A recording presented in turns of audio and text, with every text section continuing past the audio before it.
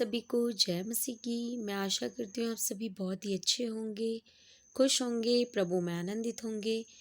तो आइए आज के वचन की ओर चलेंगे और हम पढ़ेंगे लूका और उसका 19 अध्याय और उसका हम 41 से पढ़ना शुरू करेंगे।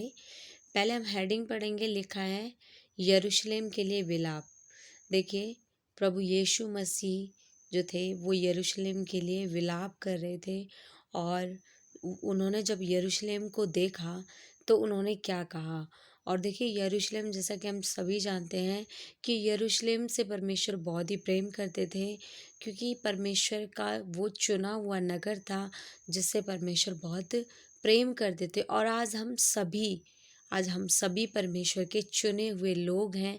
और जब भी परमेश्वर के चुने हुए लोग किसी भी रीति से नाश हुए जाते हैं तो परमेश्वर भी उनके लिए क्या करते हैं, विलाप करते हैं। परमेश्वर को भी बहुत तकलीफ होती है और वो उनके अंदर भी पीड़ा होती है। ठीक है, तो आइए हम पढ़ेंगे ज़रा, 41 से पढ़ना शुरू करेंगे। लिखा है, जब वह निकट आया तो नगर को देखकर उस पर रोया। देखिए, एक परमेश्वर जिसके पास सारी अथॉरिटी है, सारी पावर है, जो गूंगों को बोली दे सकता है, जो दुष्ट आत्मा को डांट सकता है, जो हवा और तूफान भी, पानी भी उसका कहना मानती है, वो क्या कर रही है, वो अपने नगर को देखकर क्या कर रही है, रो रहा है। हालेलुया।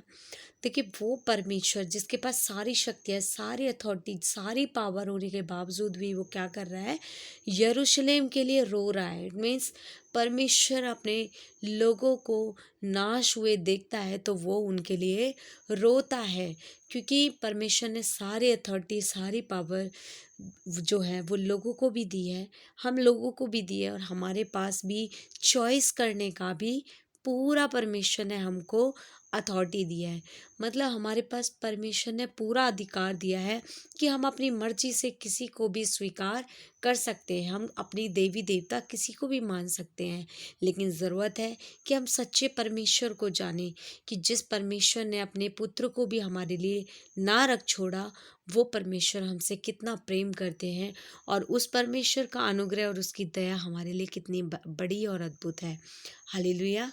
लिखा है, और कहा, क्या ही भला होता कि तू, हाँ, मतलब प्रभु यीशु मसीह बोल रहे हैं कि हाँ, तू ही इसी दिन में कुशल की बातें जानता। हालेलुया।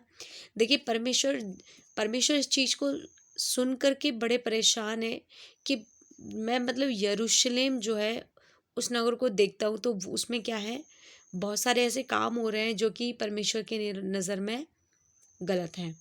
ठीक है, परमेश्वर उस चीज़ के लिए बड़े ही विलाप कर रहे हैं कि ये लोग सच्चे परमेश्वर को नहीं जान पा रहे हैं, सच्चे प्रभु यीशु मसीह को नहीं जान पा रहे हैं, जो परमेश्वर की ओर से उसको नहीं जान पा रहे हैं।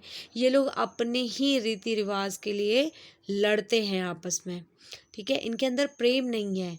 ठीक है, तो परमेश्वर उसके लिए बड़े ही तकलीफ में है, और परमेश्वर कह रहे हैं कि भला होता कि तू इसी दिन में कुशल की बातें जानता। हालेलुया।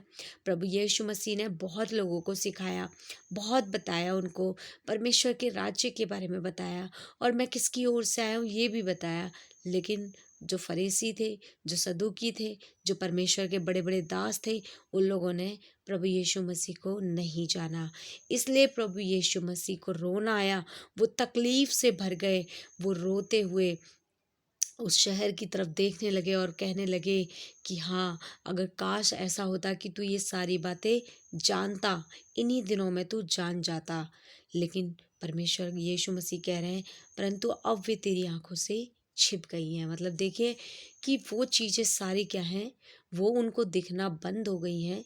मतलब शैतान ने उनकी आंखों पर ऐसा बंधन को बांध दिया है, ऐसी पट्टी को बांधा है कि उनको कुछ भी दिखाई नहीं दे रहा है कि ये परमेश्वर की ओर से है या फिर शैतान की ओर से।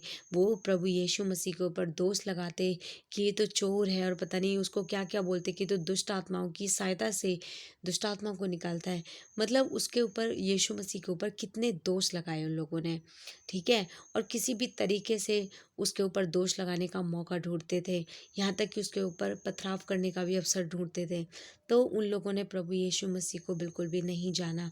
लेकिन प्रभु यीशु मसीह कहते हैं कि क्योंकि वे दिन तुझ पर आएंगे कि तेरे बैरी मोर्चा बांध कर तुझे घेर लेंगे। मतलब बैरी जो शैतान है, हमारा बैरी कौन है? शैतान। वो क्या कर रहा था? उसने क्या किया? यरूशलेम वासियों को क्या किया? भरमा दिया और चारों ओर से क्या किया? उन लोगों को दबा दिया। और यीशु मसीह कह रहे हैं कि भाई ऐसे दिन आएंगे, ऐसे लोग आएंगे कि जो तेरे बैरी हैं वो तुझ पर क्या करेंगे? मोर्चा बांधेंगे, तुझे घेर लेंगे और चारों ओर से क्या करेंगे? तुझे दबाएंगे। ठीक है। और तुझे और तेरे बालकों को जो तुझ में है मिट्टी में मिलाएंगे। मतलब कि उन्होंने यीशु मसीह को नहीं जाना। अगर वो जान जाते तो वो अनुग्रह में आ जाते और वो उद्धार को पा लेते। लेकिन क्या किया? वो नहीं जान पाए और उन्होंने किसकी बात को सुना? शैतान की बातों को सुना। और जिसके कारण क्या हुआ? परमेश्वर ने उनके लिए भविष्यवाणी की कि जो बालक तुझ में है वे सब क्या होंगे? मिट्टी में मिलाए जाएंगे और तुझ में पत्थर पर पत्थर भी ना छोड़ेंगे। क्योंकि मतलब तेरा नाश हो जाएगा ये एक तरीके से, कि पत्थर पर पत्थर भी ना रहेगा। क्योंकि तूने इस अवसर को, जब तुझ पर कृपा दृष्टि की गई, तूने ना पहचाना। तो हो सकता है मेरे प्रियो कि आज हमारे ऊपर भी किसी की कृपा दृष्टि हुई, किसी परमेश्वर के दास ने अगर हमें सिखाया, समझाया और हम उन चीज़ों को नहीं जान पा रहे हैं, तो हो सकता है कि अंत के समय में हम परमेश्वर के उस अनुग्रह से बहुत दूर रह जाएं और हम प्रभु यीशु मसीह के साथ भी न जाने पाएं। इसलिए आज हमारे पास अवसर है और हमारे पास दिन भी है, समय भी है। इसलिए आज ही अपने आप को जांचें, परखें और परमेश्वर के पास आ जाएं। क्योंकि परमेश्वर चाहते हैं कि आप उनके पास आएं और परमेश्वर चाहते हैं कि आप परमेश्वर की भली प्रकार की सारी बातों को जानें। क्योंकि परमेश्वर आपसे प्यार करते हैं, इसलिए वो चाहते हैं कि मेरी प्रजा जो है उसको हर प्रकार से ज्ञान मिले और वो हर बात को समझे, बल्कि वो क्या करे? अंधियारे में ना चले, बल्कि उजियाले को पहचानने पाए। इसलिए परमेश्वर कहता है कि मैं ज्योति हूँ, मैं ज्योति के काम करता हूँ। इसलिए मेरी जो प्रजा है वो भी ज्योति बने, वो भी ज्योति के जैसे काम करे। हालेलुया। तो मैं आशा करती हूँ इन वचनों के द्वारा आज आपने बहुत कुछ सीखा होगा। सभी को जय मसीह की। धन्यवाद।